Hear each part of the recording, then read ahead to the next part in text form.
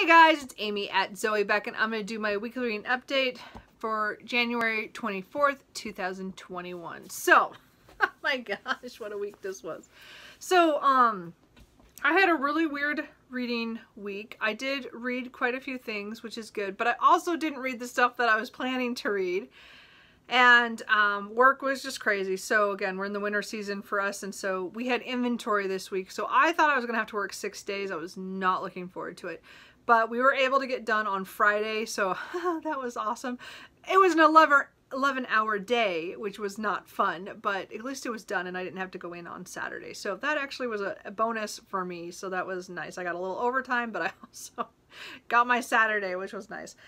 So, but my reading was really strange this week. So I'm glad we got it through the inauguration and everything. Everything went okay. It was a nice week for that, so I'm glad that all went well.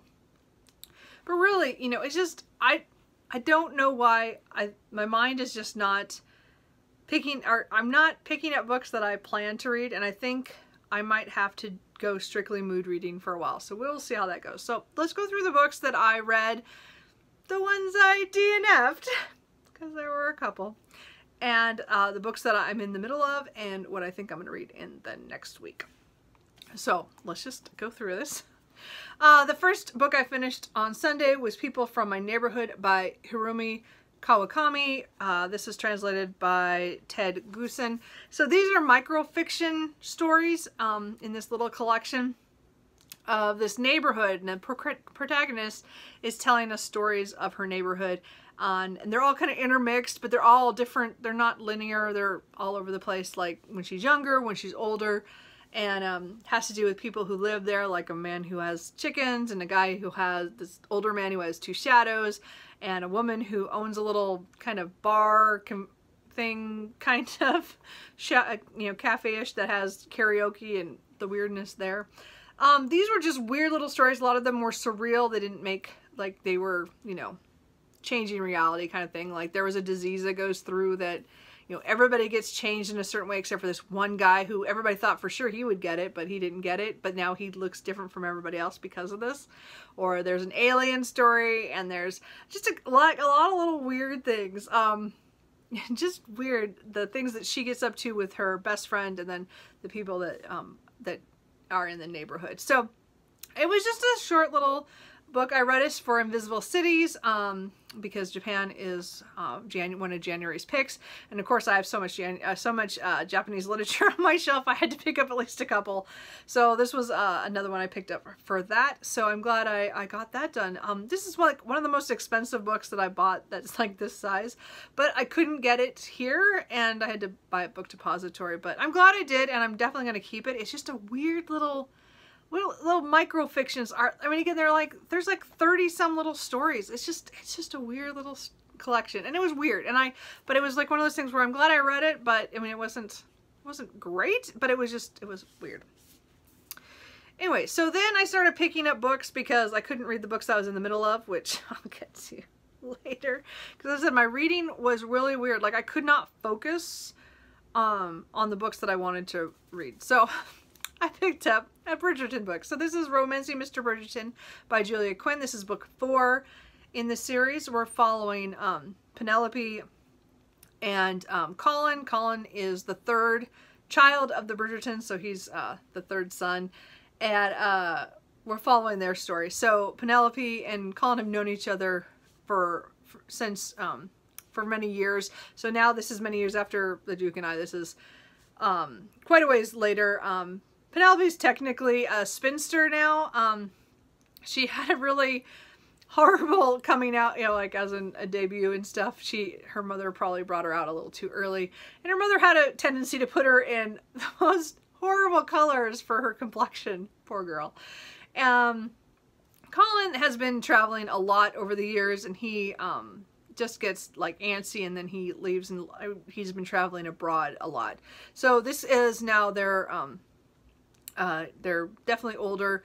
Like, I think she's like 28, and I think he's like 32 or 3 or something like that. Like, so they've been gone. I mean, they're pretty much a lot older than when they first knew each other. And so now something happens and they kind of, their perceptions of each other start changing, and things that are going on also. It's just, there is so much to get about this. This is my favorite of the Bridgerton books so far. I loved this book. I love Penelope. She is one of my favorite characters. She just was, just so relatable, but also just so fantastic. I just loved her so much, and I loved reading this. This is definitely a book I will be rereading, beyond a doubt. This, again, my favorite of the Bridgertons so far. No, I have not watched Netflix yet still. I don't have Netflix yet, so I'm waiting until my brother like breaks and says we can get it. But anyway, so but I really enjoyed this, and I'm glad I'm reading through the series. As I said, so I enjoyed this historical romance, and again, I thought that's again, it's my favorite of the series so far. I then picked up Across the Green Grass Fields by Shauna McGuire. I just got this last week, I think. So this is book 6 in the Wayward Children series. It's a series about children, or usually children who step through portals to other worlds, and then they come back to this world. And so all the books deal with different issues with that. They also deal with different childhood traumas and things that some kids don't have to deal with, some that do. And just the way that children can be very cruel. This one is my least favorite of the 6 books. And I think it really is because Shauna McGuire takes some risks in here of showing just how cruel some kids can be. And it was so cringy. Like, it was so hard for me to get through this, the first part. And then we get to her portal, which is, Reagan, sorry, is the main character. And you feel for Reagan when she does go through this portal, because it's not what she expects, of course. And she's in a place called the Hooflands. And so it is mythical creatures that have hoofs. And so I think that was all really cool. I love that world building and that world and that stuff, what happens there. But then, so like the first part was really cringy. The middle part was good. I liked that. But the end was way too rushed for me. And these books are all really small. I mean, all our books are about 160 to 200 pages for these novellas. I mean, they're just, short novels, whatever. They're really short. I just think this one was way too rushed. Like, some of them I felt that way too. I've always felt that some of them like don't give me enough in the end, but it's the way the series is written that you don't get everything, and I understand that. This was just super rushed from where the action from the end to what happens afterward. Like, that was so quick. Like, I'm gonna say less than 30 pages. I don't know, it was really short. There's this huge long period in the middle that's pretty slow, and there's not a whole lot happening, and then boom, the end is just like, whoa, whoa, whoa, all this stuff is going on. There's gonna be just so much longer. There's so many things could have happened with what happened in, like, leading up to the end. Even just the road trip could have been longer that was between that. I don't know. Point is, it just wasn't my favorite overall. I don't think it's because I didn't like the main character. Or some of the themes that Shauna McGuire puts in here. She is very good about showing different sexualities and different aspects of that maybe are not in a box and normal. But I think she does really good about opening your eyes to seeing that not everybody can be put into a box, and that things are just gonna, we're not all the same. And I think, and it's not because they don't want to be the same, it's just, that's, biology, just, sometimes that just happens. And I thought she did a really good job at it. I just wish the beginning wasn't so cringy and the end was not so quick. But again, it fits in the world of the Wayward Children. I think it's, another, again, I think it's a fair story. It just did not do much for me. And it's definitely my least favorite of them. Oh well. I can't like them all, I guess, but I will still continue to read them and get them. So I think there's at least 2 more that she has a contract for, so we'll see what happens. And then, like I said, I couldn't still read the books that I was going to read. I had this whole plan, and then it just fell apart on me, and I go, I have to read something. So I picked up the next Bridgerton book. So this is book number 5, To Sir Philip with Love by Julia Quinn. So this one follows Eloise, who is the 5th, sorry, my throat's gonna die. the fifth Bridgerton child. So she's, again, the second daughter in that. And so she is the best friend of Penelope from this book. And so they're about the same age. And so this is happening at the end of that book. This one follows like right after it. Time-wise, so she's 28 and she also is considered a spinster, but she is different from Penelope, is that Eloise was proposed to like 6 times, but she refused them all because she just didn't feel it was right, and she didn't feel enough. And so she makes a kind of a decision that that she will go off and meet this man that she has been corresponding with over the last year. She has not physically met him before, but she decides she's going to take a chance and that they might have something more when they finally meet. And again, it's just the pitfalls of when you don't know somebody personally and you just know like a little bit of them and then you finally meet them. It's kind of like how we online, like you know somebody and then you meet them in person, it might be different. Speaking from someone who has many friends who married people that they met online. So you know what I mean? Like, I get that. So I thought it was pretty good. This was letters. And so there's a lot of things she has misconceptions on. He has misconceptions on. He has a lot of trauma in his past and things that he's going through. I wonder if, it doesn't really say. But there's like a surprise, a couple of little surprises that was in here that was really good. I liked a lot of what was in here. It was just really fun. It was really good. It is not, again, my favorite is definitely Romany Mr Burgerton, but this is definitely one that's in probably about the middle of the group so far. So we'll see. As I said, I might be doing a ranking on these once I finish the whole series, because it looks like I might do that this year. Wouldn't that be great if I actually finished a series? Anyway, so I'm enjoying this. I'm hoping to pick up number 6 here, probably. It could be any time. It could be today. It could be next week. I don't know. It could be next month. We'll see. Anyway, so I enjoyed that. So those are all the books that I finished. So I mean, overall, they're all, you know, they were all fun. They were, most of them. I mean, again, the microfiction was weird, but you know. So let's talk about the 2 DNFs. So I'm going to show you this book that normally I wouldn't show you because I didn't read very much of it.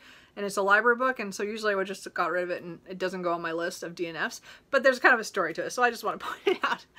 So I tried House of Earth and Blood by in the Crescent City series by Sarah J. Maas. So I was not going to pick this book up. There's no reason for me to pick this up except for my boss convinced me to try it, and he said I might like it. So he knows I liked urban fantasy and some of those other things, but we do not really agree on books. He reads much more YA than I do, and we just do not connect on books. It's kind of funny, but he keeps trying, which is sweet. So I said I would get it from the library and see what happens. So this is weird. Okay, so I tried Court of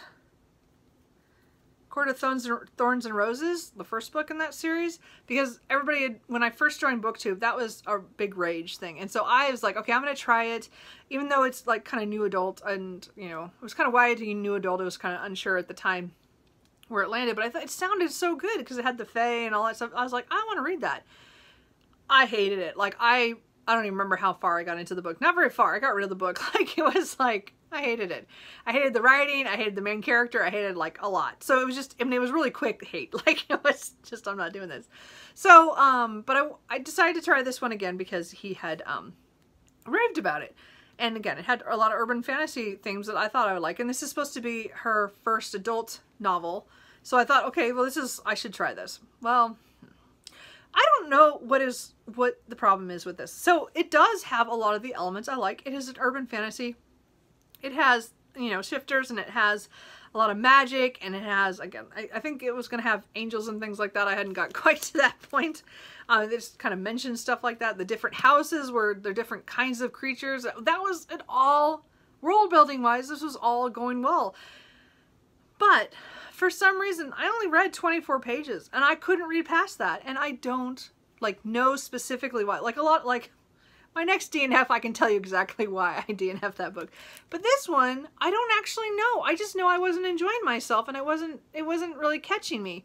And I don't understand why. There were all the elements that I like, and yet I felt a distance from it, and I also was rolling my eyes at the young women who were talking back and forth with each other, and I don't know why that was. I'm not sure. So this is one of those weird, like, DNFs that, again, it's not going to go on my list. It's not like anything that I'm going to track, but it's just a weird one. Like, have you ever read a book that, you know, you're not quite sure going into it? Like, I knew I was kind of like iffy because I didn't like her trying to read that last book, but I don't know why I don't like this book. I have no, like, boom, that's why I don't like this. I don't know why. I just knew I wasn't going to read it, and it was too big to, you know, force myself to read it, but really, I just don't know why I didn't like it. So that's weird. Anyway, I gave it a shot. It's a library book. I can take it back. Anyway, so now let's talk about my official DNF. So I picked this book up because I still have not finished a historical fiction book in the month of January. Yeah, I still haven't. Anyway, so this book I've had on my TBR for about 3 years. So this is 300 Days of Sun by Deborah Lawrenston. So I saw this on, well, 3 years ago probably, on Peter Likes Books. And he had talked about this, and he raved about it. And it sounded like, from what he described, which isn't really what this book seems to be about, but at the time, what I thought it was about, it sounded really interesting. So it follows a woman. It has two timelines. So the first timeline follows a woman named Joanna, who is kind of escaping from her life. She has just lost her job at a newspaper in Belgium, and she is trying to get away from her boyfriend, who's a little controlling, and she's just decided that this is not for me. So she goes off to Portugal to learn Portuguese. Not quite sure why. She just takes this language class in Portugal, and it's again, a lot of people are there for business reasons to take it before they travel to like Brazil or something, because it's cheaper to do it in Portugal or something like that. I'm not quite sure. Anyway, so she meets a young man. So she's like 30, and she meets a 24-year-old named Nathan, who is there also taking the class, but she's not really sure why he's taking the class. And he kind of gets her, gets her alone at one point and asks her questions because he knows she's a journalist, or was a journalist, and asks, you know, how do we go about finding out information about these two resorts that were there in Portugal in the 70s and 80s?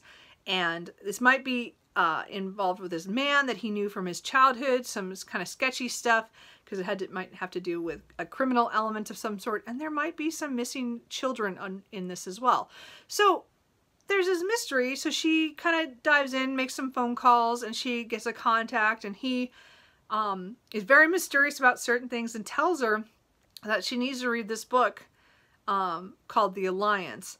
And she's kind of not sure why, but this has to do that because it's a book that was written in the 50s that, or published in the 50s, but was about the early 40s during World War II. And he was talking about political stuff, and she's like, I'm talking about this stuff in the 70s and 80s. I'm not quite sure how this connects. And then the second timeline is the book that she is reading. And again, he was very clear about saying that the book is more real than it's not, and that she should look at it as history books can be rewritten, but a novel isn't after it's published, kind of thing. It was kind of, yeah.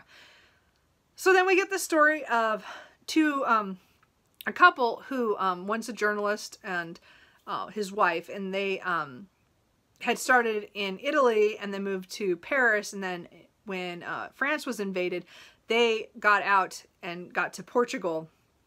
And so, okay, so all this, okay, so we have the mystery in the beginning from the present day, and then we have the 1940s, 40, when this couple goes from Paris to Portugal, and then it's dealing with, because it's a neutral country, so there's a lot of stuff going on politically there. He's still a journalist, and so he's still trying to get jobs, and, you know, she's kind of stuck there with him. Okay, so I started to have trouble as I got through this part. I'm like, okay, I don't quite understand. okay, I don't know what this has to do with the first part. Anyway, and then, so, but by the time I got to the end of the part in the novel, I was starting to hate the characters, and I'm like, they're becoming unlikable. They're doing things that I'm like, why? Why would you do that? And, anyway, and then then I got into the third part, which goes back to the present day timeline, and she and, this younger man, Joanna and Nathan are, going to look at the places where, you know, the old resorts, the one that went bankrupt and the other one that's still running. And they're finding out some clues and some things. And then she does something that really upset me, actually. So it got to the point where, again, I found out that this has two things that I don't really like in books. The first thing is I've decided I really don't like books about reporters, or journalists, or investigative reporters. I don't know. There's something about this that, between both timelines, I'm following reporters that have that arrogance of that they're, you know, they're going to find out the answers in a way that, I don't know, there's something about it that just drives me crazy, because they just think of, you know, they're not, it's not, I guess sometimes I feel like it's not, they're thinking about what they want to find out, but they're not thinking if they should find out or they should look at it that way. I don't know, there's something about that. And then, of course, they start making decisions I don't like. So both timelines were doing, one of the characters in the past made a decision that impacts both of them by that decision, and I was so upset about what that person did. And then just pages later, the main female character in the present one, she makes a decision and starts lying. And I have real issues, again, with liars. And it's just like, it just went, I'm like, why did you do that? You didn't have to even do that. Like, why? Like, it just didn't make any sense. And I'm like, I just don't care anymore. So this one got 130 pages in. So I got about that far. So, you know, I gave it a good shot. Because I think it's like 350. Yeah, 365 pages or so. I just don't care anymore, and so I'm gonna get rid of this book. It's not for me. I love dual timelines, but I have to like the characters, at least in one of them, to continue. And I didn't like either. Anyway, sorry. So that was my little rant on that. But I definitely found out, you know, as I said, I think I'm over the whole reporter thing. I don't think that works for me. And again, liars has always been one of my biggest things. Like, I understand people like to read books about unlikable characters. And I have always had issues with that. As long as the character, even if they're unlikable, as long as I can root for them or I like them enough that I want them to succeed, I will like to read that. Like, it's just, I have too many books to be reading books about people I don't like. I guess that's what I want to say. I don't know. Anyway, so let's talk about the books that I'm in the middle of. Again, so one of my problems is I'm trying to finish my reread of The Warden by Anthony Trollope. And for some reason this week, it was just not the week to be reading this. I only read like a chapter or two. I am halfway now. I'm over halfway. So I think I still have like 90 some pages to read. No, yeah, well, like 95 pages. So I'm halfway through, a little bit over halfway through. So again, this is the first book in the Barsetshire series by Anthony Trollope, written in the 1850s, I believe. So I read this about a little over 2 years ago, and I joined a read-along for this year to read the Barsetshire series. We'll see how that goes. The next book is Barchester Towers, which is a book that a year and a half ago I started but did not complete, so I want to restart that next month. But I need to get through this just because I want to, because there is some characters who are in here that are going to the next book, and I just wanted a refresher on this one, and I have less than 100 pages. I'm pretty sure I can knock this out. It's just this week was not the week to read this book. My brain was like, no, we're not touching that. So I hope to get it done by the end of the month, but I'm not going to guarantee anything.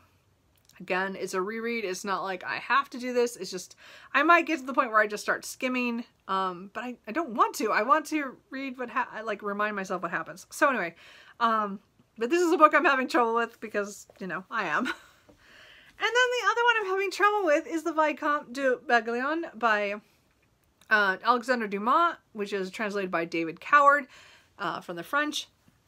This is the third book in the D'Artagnan romances, so I really want to read this series. I have them all. Three Musketeers is one of my favorite books of all time. I really enjoyed the second book, 20 years later. And then, again, I have the next books. I want to read these, and I don't know why I'm having trouble, but I am. I'm 162 pages in of like 660. So, I have 500 pages left, and this week I was hoping to really knock out a lot. I mean, I only read like 50 pages, but I really started it again. But I wanted, like Wednesday, I was so excited I read 50 pages in this, and I was like, okay, so Thursday I'm going to come home from work, and I am just going to knock out a whole chunk of this, and that'll be really cool. I'll get really closer to the middle. And I had this plan that if I read 50 pages a day, starting from then, I would make it by the end of the month to finish it. Well, that didn't happen. I got home from work, and I got home pretty early that day because it's my early day. And I didn't read for 4 hours. Like, I just watched BookTube. I could not make myself pick this book up or the Warden up, actually, that day. I didn't want to read them, and I couldn't make myself. So I didn't. So then that's why I picked up To Sir Philip with Love. That was not on the plan, but whatever, it worked. So anyway, then this one, we're following D'Artagnan. He is now in his 50s, and he, again, the world has changed a little bit from 20 years later, but there's several characters from that. Again, we still have Athos, Porthos, Aramis, and D'Artagnan, but so far we've only seen Athos and D'Artagnan. And and Raoul is Athos' son, and we've seen him as well. And I know he's going to be involved in there somewhere too. But D'Artagnan is making some choices here that I'm not sure I like. Like, Athos is going on something which totally follows his character, and I totally know it. What he's getting involved in. And I think this is really following the restoration of Charles II, so to England's throne. So there's a lot of stuff going on here with political stuff. There's a lot of information, which is why I'm reading all the notes, even though I told myself I would try not to, but every time I just had to read them. So it takes a long time to read this book. But there's something about what D'Artagnan is doing that I'm just like, I don't get it. I don't know if I want to read what he's doing, and it's bothering me because I love D'Artagnan, and it's just about, it's just something about it. Sorry, my throat. But I still want to read this. It is my last of my 5-star predictions. It is, a pretty big book. I really would like to finish this classic, but I don't think it's going to happen in January. So I think I'm just going to have to deal with the fact that this might be a book that after I finish The Warden, this might be the book that I read a chapter a day until I get into it a little bit more. I think if I get deeper into it, I think I'll be more engaged. I think because D'Artagnan just made a decision in the last couple chapters that I'm not exactly happy about, that I'm having trouble picking it up. So as I said, I think I'm going to try to finish The Warden this week, and then maybe I'll be able to pick this up. We'll see. I don't know. And then the last book that I picked up just yesterday to start reading was The Traveling Cat Chronicles by Hiro Arikawa, I think it is. But translated from the Japanese by Philip Gabriel. So this is another book for Invisible Cities. Get another Japanese book. I meant to read this earlier in the month and I just didn't get to it. I read the other cat one, If Cats Disappear from the World, which I really, really enjoyed. And now I'm thinking I should not have picked up this book too as well the same month. Because there's a lot of things in here that are kind of like that one, but not. Like, they're not quite the same. So this follows Satoru. He's a man of 30 who has this cat, Nana, who has a bent tail that looks like a 7. That's cute. Anyway, so we get the perspective from the cat, which I like, which is kind of cute. And then you get something's happened now 5 years later after they've met, and so the first part's all how they met and what happened there. And then for some reason Satoru has to find a new home for the cat, and we don't know why. Again, I can speculate on what that could be, but so like the next section was him going to his childhood friend. What was it? What was his name? I'm not gonna remember his name. Am I Kasuki? And they talk about they talked about their childhood and how they met and how they found another cat and how that connected them, and then things that happened later in life, and then and what was going on in Kasuki's life at this time when he said, yeah, he would take the cat, but then things are going on in it. So I think it's Satoru traveling to several friends trying to see who can take his cat. And again, the cat goes along with the with this, and we get his perspective. So that's kind of cute. I do like that part. I already have ideas of where this is going, which is why I should not have read this month. I should have waited. But I'm already 65 pages in of like 240. So I'm probably going to finish this. I just don't know if I'll finish it today. I might wait until later this week. I might read something else today. I don't know. The way I'm going, who knows? Anyway, sorry. And then, so I'm in the middle, so I'm enjoying that, but I probably shouldn't have picked it up so close to the other book. So don't pick those two up close to the other. Just telling you. So we'll see what happens. So then I just want to put up, like, really quickly, I could either pick up another Burgerton book, or I'm going to pick up another reread, which is Cursed to Death by Bill Kreider. This is book 3 in the Sheriff Dan Rhodes Mysteries series. Again, this is about a county sheriff in Texas, in rural Texas, and I really love the series. It's one of my favorite mystery series of all time. I'm rereading them for the first time. I've read all 25, and I'm going back and starting over. So I read 2 of them last year. This is book 3. I'd like to get several of them done this year to to do this reread. So anyway, because again, I've never reread them all, and they're my favorite little mysteries. They're like really short, but they're just little small town ones. I love them. Anyway, a lot of people die, but they're mysteries. And then I also would like to pick up the Wii Free Men by Terry Pratchett. Again, I've never read any of the Tiffany Aiken books from the Discworld. And my goal, hopefully this year, is to finish the Discworld, which I think I have 9 books left, and 5 of them are the Tiffany Aiken books.